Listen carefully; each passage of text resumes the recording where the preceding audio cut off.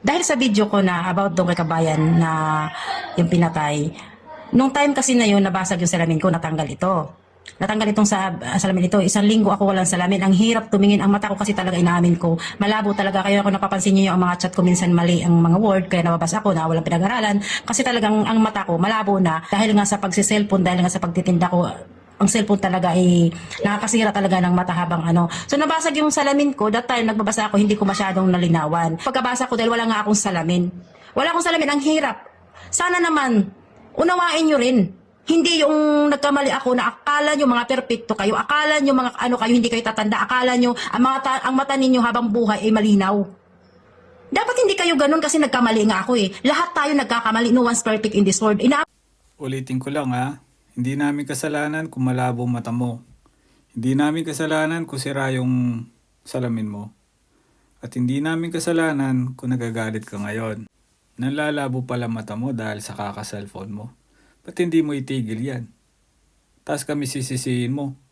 Magpasalamat ka dahil tinama ka namin. Ngayon kung nagagalit ka dahil na-criticize ka sa mali mong ginawa, aba, may ugali ka.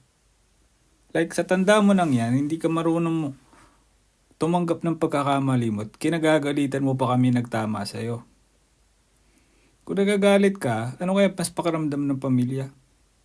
Kung ano-ano mga pinag-iimbento ninyo, hindi mo pala naintindihan. Di sana hindi mo pinindot yung telepono mo at hindi ka sana nag-vlog. Tsaka ang problema sa'yo, ikaw na yung mali, ikaw pa yung galit. Humingi ka ng dispensa pero anong ginawa mo? Hindi mo binura yung video. Sincero ka ba?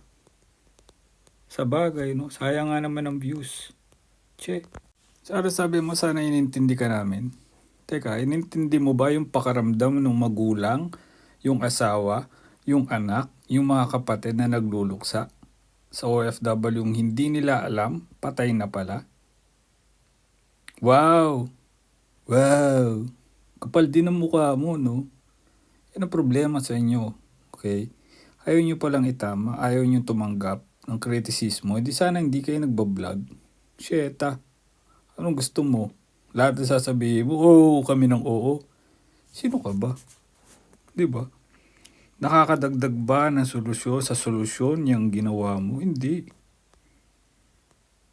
Tigilan mo kami.